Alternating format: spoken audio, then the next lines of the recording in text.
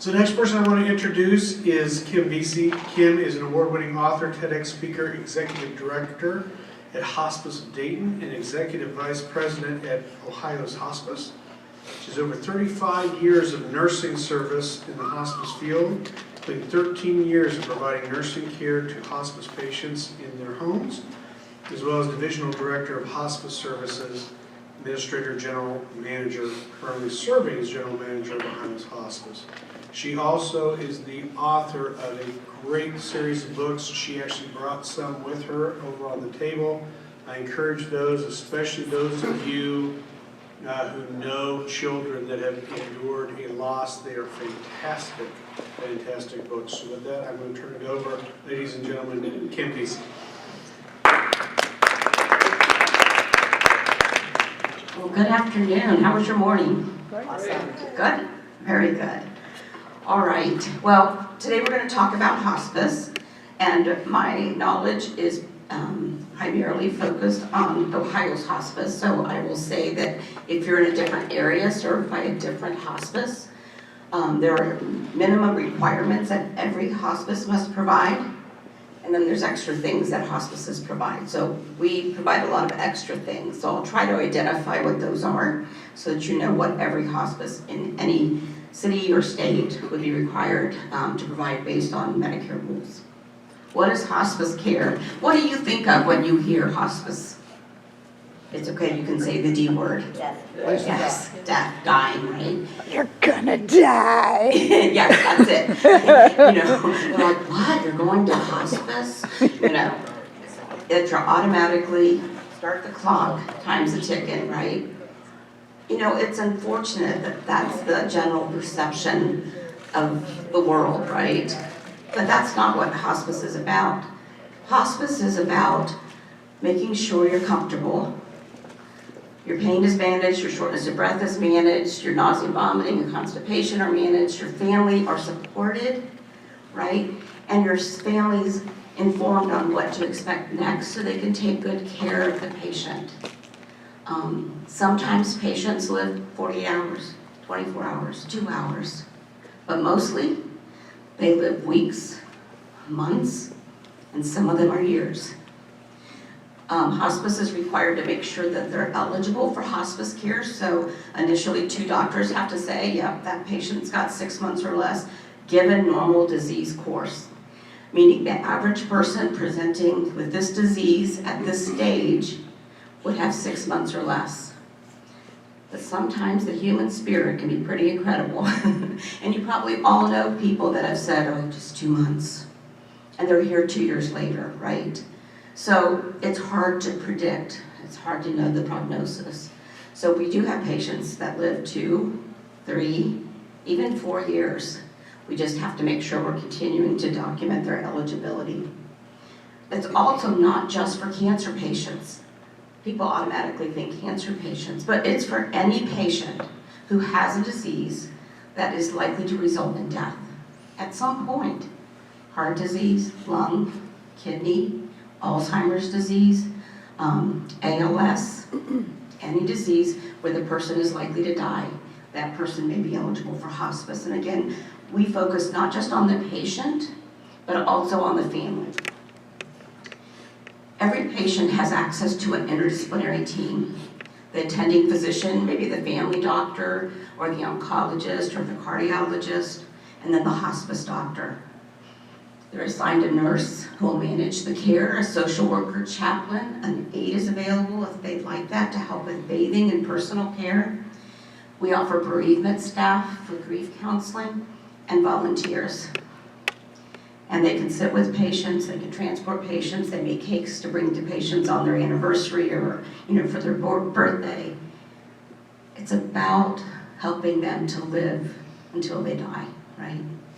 And to live comfortably. Okay, next slide. So hospice has several levels of care, and what comes along with those different levels of care is a different level of reimbursement also. So routine home care, I would say the majority of our patients are on that. About 90% of our patients on any given day are on routine level of care.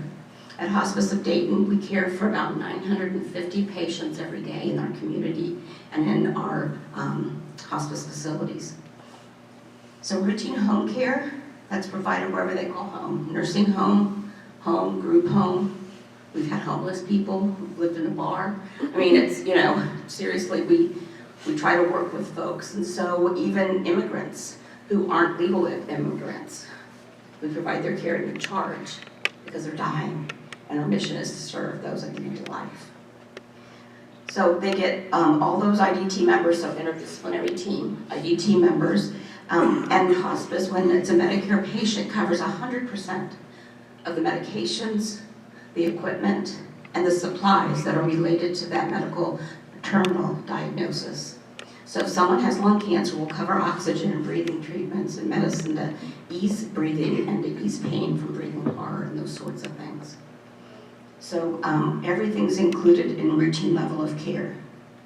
Respite, they still get all of those routine elements of care, but the family's exhausted.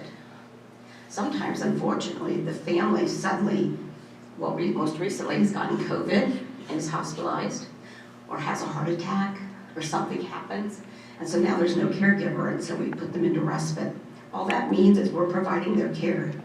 They're not having a symptom of pain or shortness of breath. They get 5 days of a break from providing care.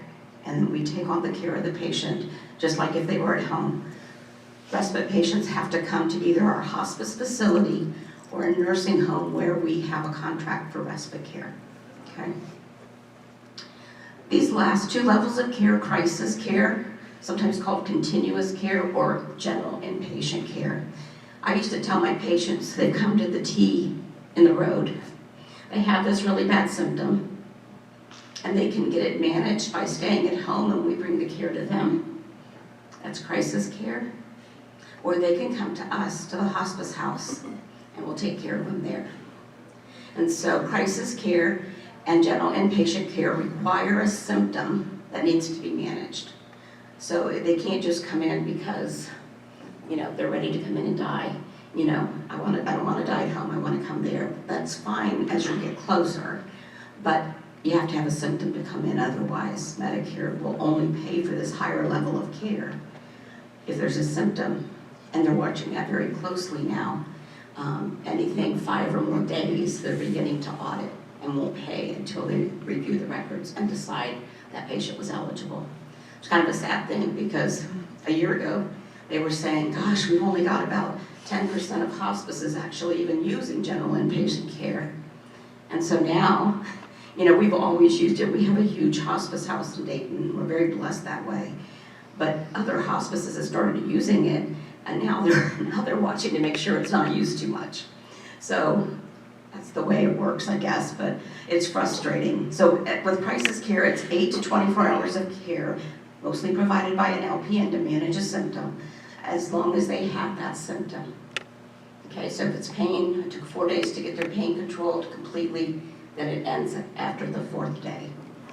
And again, this is wherever the patient goes home, so that can be provided in a nursing home or a private home. And then inpatient care, again, they're coming into our inpatient unit for symptom management, or they are truly at the end of life, and the family says, we don't want grandpa to die in the house that they were married and they lived in for 65 years, and grandma could never live there afterwards, right? We all know those stories, and so we try to honor that, and people come into the unit for that. There's also patients that come directly from the hospital, and I think that's one of the things that gets people thinking that it's just to come there and die. Someone has a stroke, they fall and have what's called a subdural hematoma, so they have bleeding on their brain, right? And it may cause their death. They might have a serious heart attack, and they've not regained consciousness from that. So those folks might be transported over to us instead of going on a ventilator, and they usually die same day, next day. And so I think that kind of lends itself to the image of hospice, you go there to die. But really, we do discharge patients from our hospice house. They go home and they spend more time with their family. Okay, you can go to the next slide. The one thing I do want to say is that you do not have to be a no code, okay? You can want full resuscitation and still be a hospice patient. It's important to know. especially with our younger patients who maybe have a cancer diagnosis and they still have good quality of life and they've got kids and they want to live as long as they can. And so today, because their quality of life is pretty good, they want to be a full code. And what we do is we companion them through the process of their decline.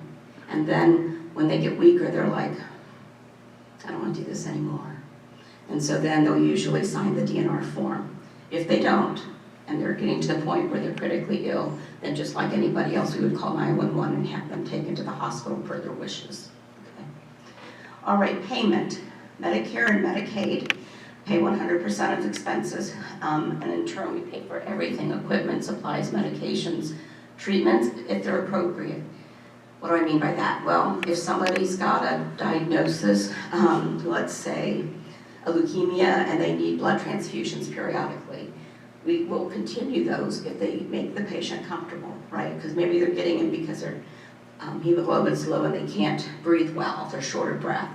Give them some blood, and that increases their hemoglobin, so now it carries oxygen, they can breathe better, they have more energy and better quality of life. We evaluate that every time they need one. How long has it been? Oh, 2 weeks since you had the last one?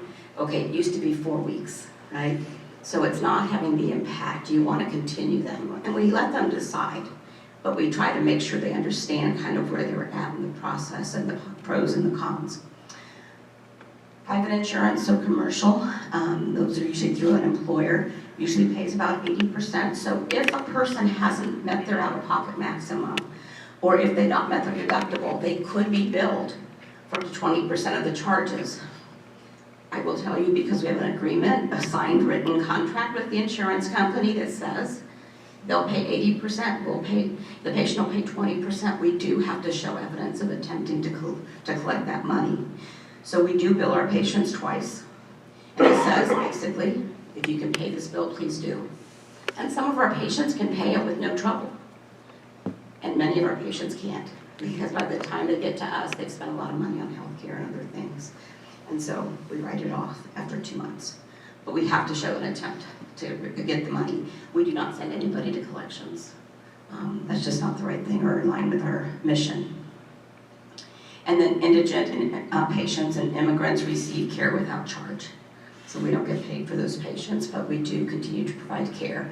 And to be honest with you, our staff never knows where any single patient is in these categories. They don't know if they have an indigent patient. They don't know if they have a Medicare patient. I mean, they might figure it out because of age.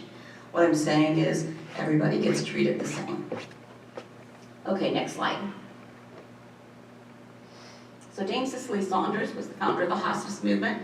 She was a nurse and then became a physician, writer, and founder of the hospice movement. And I love this. She says, you matter because you are you, and you matter to the end of your life.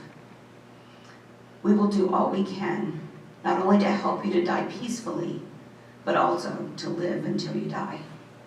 And that's really talking about what hospice does. And so I am going to share my TED Talk. It's about 13 minutes because it gives you a glimpse into some patient stories to help you understand really and to help you feel what hospice does.